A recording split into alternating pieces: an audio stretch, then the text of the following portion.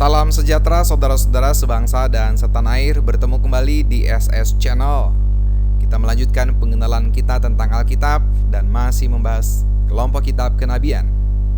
Dan saya kembali mengingatkan untuk saudara-saudara yang belum pernah subscribe, silahkan subscribe, berikan tombol like, berikan komentar, bagikan kepada orang lain, dan bunyikan notifikasinya.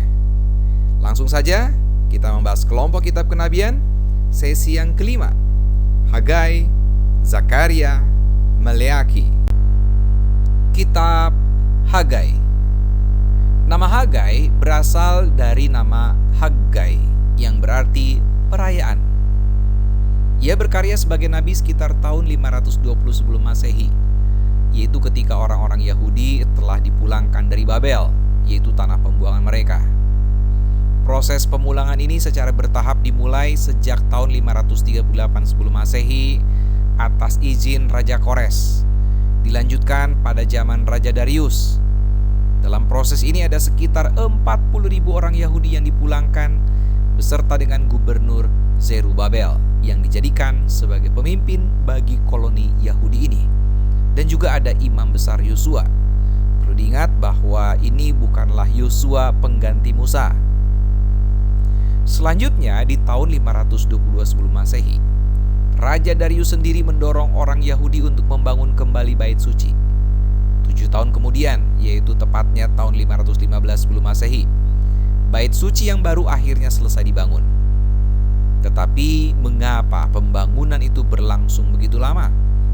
Ada beberapa dalih yang diutarakan oleh orang-orang Yahudi ini yang sebenarnya hanya untuk menutupi rasa enggan mereka untuk membangunnya.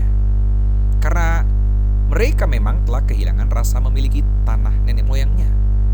Perlu diingat bahwa mereka yang umumnya dipulangkan adalah generasi kedua dan generasi ketiga dari orang-orang Yahudi yang dibuang pada tahun 586 sebelum Masehi.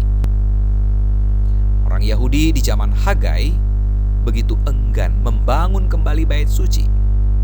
Adapun dalih-dalih yang mereka utarakan adalah: yang pertama, mereka merasa harus memprioritaskan pembangunan rumah mereka sendiri terlebih dahulu. Yang kedua, mereka mengalami beberapa kali gagal panen dan paceklik. Yang ketiga, ada sekelompok orang dari etnis non-Yahudi yang seringkali merecoki rencana pembangunan bait suci. Dan yang keempat, rasa takut dianggap sebagai pemberontak. Boleh dikata bahwa Hagai adalah nabi pertama yang berkarya setelah semua orang Yahudi tiba kembali ke tanah nenek moyangnya, dengan menyampaikan seruan untuk segera membangun kembali dan menuntaskan pembangunan bait suci sebagaimana disampaikan pada pasal 1.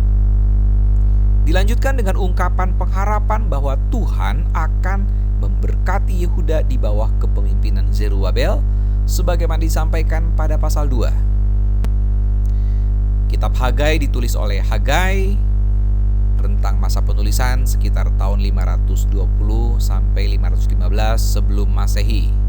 Jumlah pasalnya ada 2, isinya yang pertama, ajakan untuk membangun kembali bait suci, pasal 1. Berikutnya, yang kedua, Tuhan akan memberkati Yehuda dan Zerubabel, pasal 2. Kitab Zakaria. Nama Zakaria berarti Tuhan mengingat. Ini adalah nama yang sangat umum di Timur Tengah, termasuk Israel. Zakaria nampaknya juga merupakan keturunan imam yang menjalankan fungsi kenabiannya sebagai nabi kultis, yaitu nabi yang bertugas di lingkungan bait suci atau dalam ritual keagamaan. Banyak ahli percaya bahwa ia berkarya di tahun 520 sebelum Masehi sampai 518 sebelum Masehi.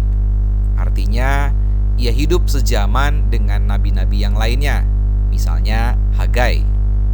Namun demikian, bagian kedua dari kitab ini sangat mungkin berasal dari masa sesudah 518 sebelum Masehi, tetapi sebelum tahun 515 sebelum Masehi. Dari sisi sastra, isi kitab ini sangatlah kompleks, yaitu ada yang dalam bentuk nyanyian, puisi, penglihatan, orakel, bahkan yang bersifat apokaliptik. Dan secara bertahap, Zakaria menyampaikan beberapa hal, mulai dari dorongan untuk segera menyelesaikan pembangunan bait suci, sampai dengan nubuatan-nubuatan tentang pembaruan umat Tuhan, serta nubuatan tentang hadirnya Mesias.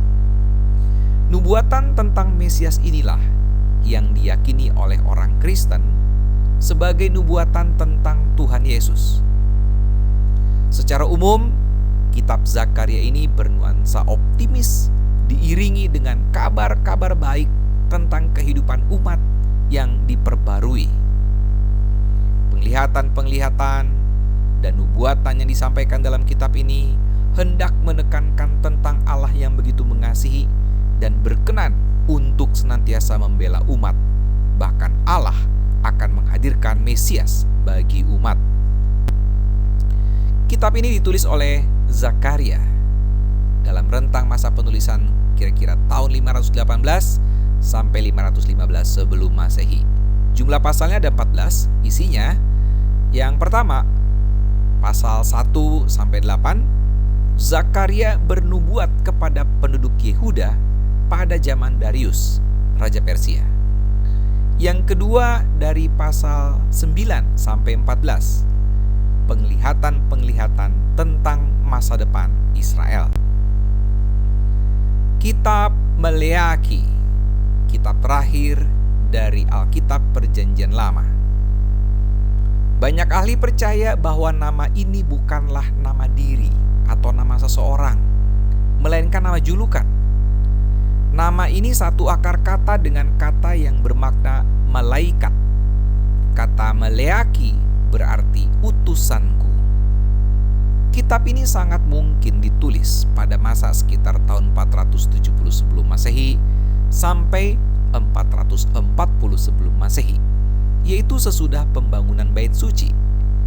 Kitab ini ditulis untuk mengingatkan umat akan kasih Allah dan mendorong mereka supaya dengan sukacita mematuhi Allah. Hal tersebut perlu disampaikan dengan membandingkan pada kondisi nyata umat setelah pembuangan dan pembangunan bait suci yang ternyata hidup mereka tetap penuh dengan situasi sulit. Di antaranya pajak yang tinggi dari pihak penguasa, yaitu kerajaan Persia, panen yang gagal, paceklik, dan banyak sekali hama pertanian.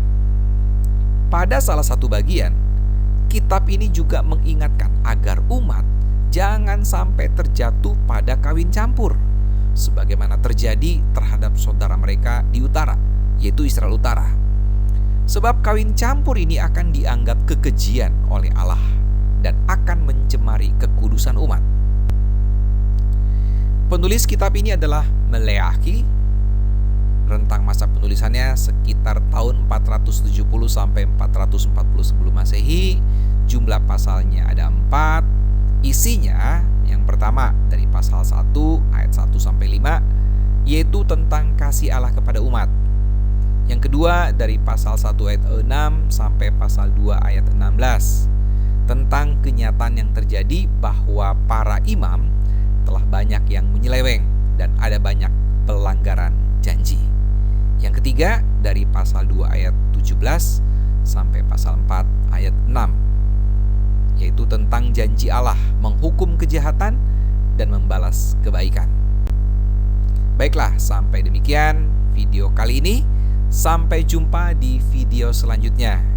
Sekaligus saya mengingatkan saudara-saudara untuk subscribe, terutama buat saudara yang belum pernah subscribe.